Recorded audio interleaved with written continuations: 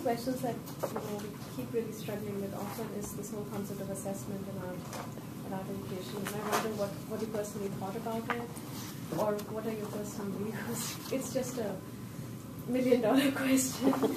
But you mean assessment generally?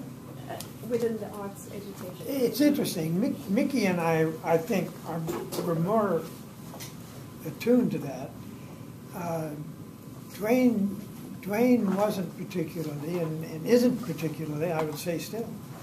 But Mickey and I were always concerned. We always sort of recognized the need for assessment, and the legitimacy of certain kinds of assessment.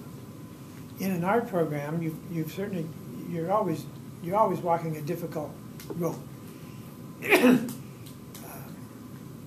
You've got aesthetic standards, you've got critical standards, you've got all kinds of standards, and how you put that all together into a assessment program is difficult.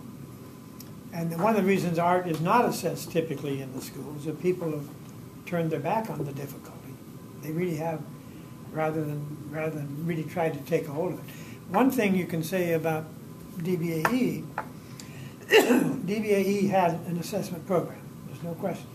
And one of the things that we offered to a school district was a critical assessment at the end of every school year as to what the kids were doing. So we certainly had to write it into the program. But I shouldn't say that, because there isn't a program. There are many programs. But assessment certainly should be part of a good art program.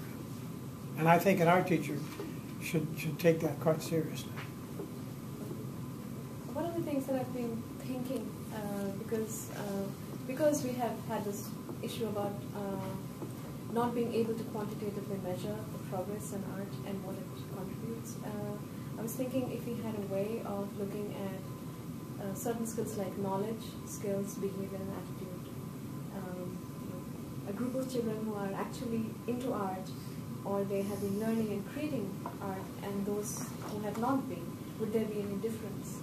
And I'm very positive there would be a difference in the level of knowledge, skills, attitudes, and behaviors, which can be empirically measured using different techniques, but it's currently not used in teacher education. I didn't bring any materials that I want to use now. For a number of years, I have sold what's called Clark's Drawing Abilities Test. And Clark's Drawing Abilities Test. CDAT. And that, I could talk at great length about that, and I won't, but it's quite fascinating.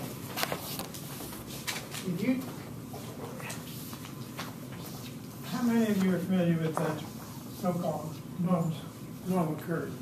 Yeah. If you're familiar with the concept of the curve, you know that the vast majority of students in any given situation are going to achieve more or less of a central median level of ability, depending on what grade, depending on your school, depending on all kinds of things. But there's going to be that central median major achievement. There are going to be kids who fall below that achievement, and they fall down very far and very quickly on this side. And they're going to be kids very much above that level of achievement. And they're going to be over here. Now, this comes out almost exactly, well, I'm not giving myself quite enough room here, but roughly, this is going to be 2/3 of all the kids in the teaching situation are going to be in these two groups here. A third of them are going to be down here, and a third of them are going to be up there. And I mean, a sixth of them and a sixth. Pardon me? Sixth. I mean, yes. Yeah. A sixth.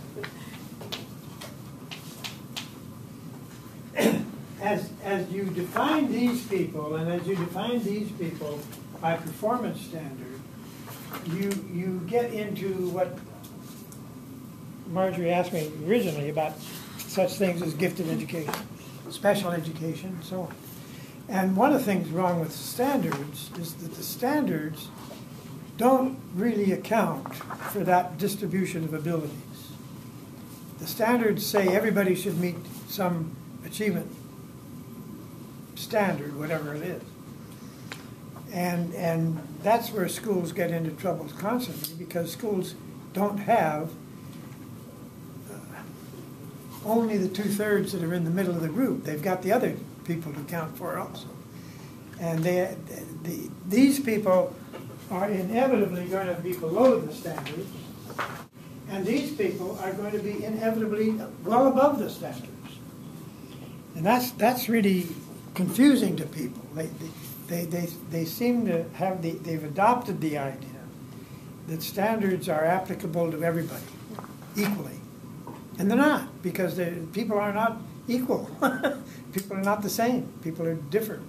As you move around and you give any kind of measurement in school, you're going to end up with something like a normal curve. And that's always going to create problems in terms of the standards movement.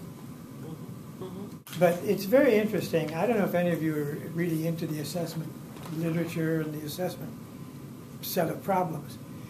But in the 1920s and the 1930s in the United States, there was a huge there was a huge pressure for the schools to attain standards. And there was a lot of research done across the country about achievement.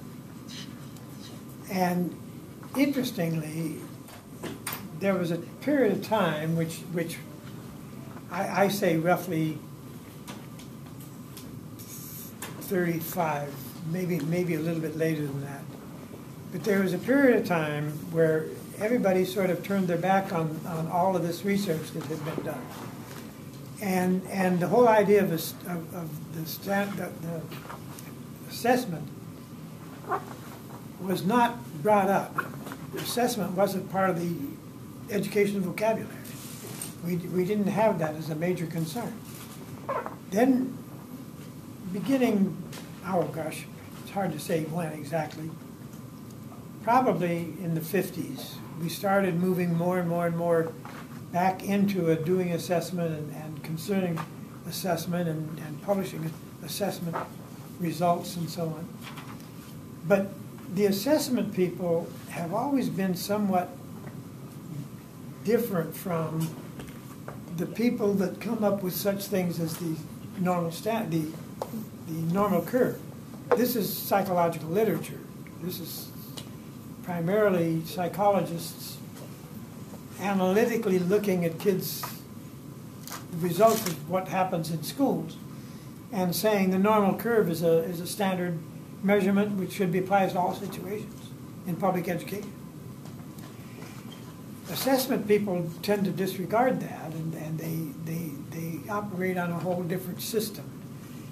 And one of the things that I have trouble with in terms of my test is people want to switch you between categories of the psychological side and the measurement side. It's quite interesting. I just got through grading about 600 tests just in the last few days. And I have almost absolute evidence that if you give a standard like the Clark's Drawing Abilities Test, you're going to get a normal distribution of results. And over and over and over again, the majority of the highest scores are going to represent the mid-level of achievement in a classroom.